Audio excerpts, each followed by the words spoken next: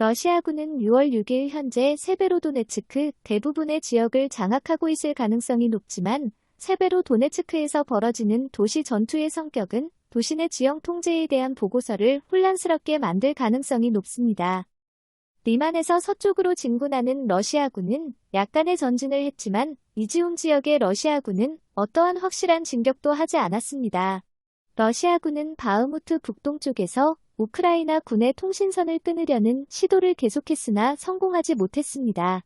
6월 5일 제한적이고 국지적인 우크라이나 군의 반격으로 러시아군은 6월 6일 하르키우시 북쪽의 방어선을 유지하는 데 집중해야 했습니다.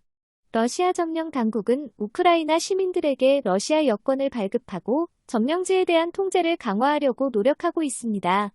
우크라이나 해군은 러시아 흑해 함대를 우크라이나 해안에서 100km 이상 밀어냈다고 주장했습니다. 이로 인해 우크라이나 남부 항구에 대한 러시아의 봉쇄 압력을 줄일 가능성이 높습니다.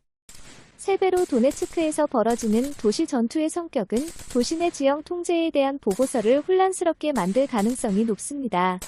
하지만 러시아군은 도시 대부분을 통제하고 있을 가능성이 높습니다. 6월 5일 루안스크 주지사인 세르이 하이다이는 우크라이나 군이 성공적으로 도시 반격을 하는 동안 세베로도네츠크의 많은 부분을 탈환하고 러시아군을 도시 외곽으로 밀어내는데 성공했다고 주장했습니다. 그러나 우크라이나 언론인 유리 부투소프는 6월 5일 하이다이의 주장을 부인하고 우크라이나 군이 세베로도네츠크의 아조트 산업부문만 통제하고 있다고 주장했습니다. 하이다이는 6월 6일 자신의 주장을 수정하고 세베로도네츠크의 상황이 상당히 악화되었다고 보고했으며 6월 6일 아조트 산업단지 내에서 우크라이나 군이 실제로 전투를 벌이고 있다고 덧붙였습니다. 하이다이와 부투소프의 상반된 보도가 나온 이유는 불분명하고 도시에서는 격렬한 시가전이 계속되고 있습니다. 우크라이나 해군은 흑해 북서부 지역에 대한 러시아의 지배력에 도전하고 있으며 러시아 군함들이 해안선 근처에서 작전을 수행하는 것을 막고 있다고 주장했습니다. 우크라이나 해군은 6월 6일 러시아 흑해 함대를 우크라이나 해안에서 100km 이상 떨어진 곳으로 밀어내는데 성공했다고 보고했습니다. 그러나 이 성명에 대한 구체적인 일정은 밝히지 않았습니다.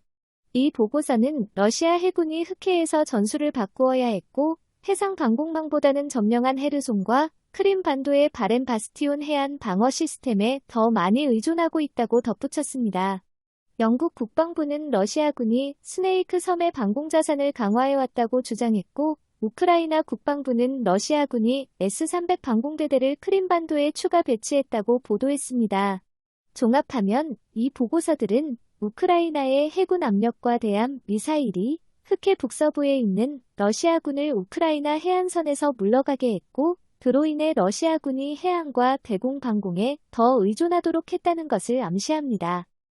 이 대함 미사일들은 아마도 영국과 다른 나라들에 의해 제공된 것들을 포함할 것입니다. 스웨덴은 2월 대전차 무기 5,000개, 헬멧, 방탄복을 보낸다고 발표했고 3월에는 대전차 무기 5,000개를 추가로 보내겠다고 밝힌 바 있습니다. 6월 초에 스웨덴은 우크라이나에 대한 더 많은 경제적, 군사적 지원을 약속하면서 대함 미사일을 비롯해 소총과 대전차 무기 등을 보내겠다고 발표했습니다. 올렉시 레즈니코프 우크라이나 국방부 장관이 덴마크로부터 하푼 대함 미사일을 미국으로부터 자주포를 지원받기 시작했다고 5월 28일 현지 시각 밝혔습니다. 레즈니코프 장관은 자신의 페이스북을 통해 우크라이나 해안 방어가 하푼 미사일을 통해 강화될 뿐 아니라 훈련받은 군에 의해 사용될 것이라며 하푼 미사일은 넵튠 미사일과 함께 남부 5대 사항을 포함한 해안 방어에 사용된다고 말했습니다. 하푼 미사일은 전천후 대함 미사일로 액티브 레이더 호밍을 사용하며 요격을 피하고자 물 위를 비행합니다. 함정, 항공기, 잠수함, 해안포대 등에서 발사 가능합니다.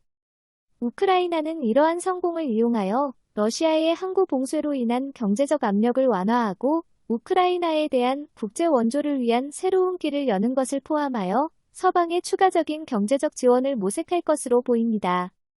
젤렌스키 대통령은 5일 밤 리시찬스크와 솔레다르를 방문해 병사들과 만났습니다. 리시찬스크는 루안스크주에 있는 도시로 지금 러시아군이 맹폭을 퍼붓고 있는 세베로도네츠크에서 불과 몇 킬로미터 떨어지지 않은 곳입니다. 솔레다르는 도네츠크주에 있는 곳입니다. 젤렌스키 대통령은 이날 밤 영상 연설에서 장병들에게 감사를 표하면서 그들로부터 자신감과 힘을 얻었다고 강조했습니다. 젤렌스키 대통령은 또 이날 앞서 자포리자 지역을 방문해 마리우폴에서 온 피난민 가족들을 만나 위로했습니다.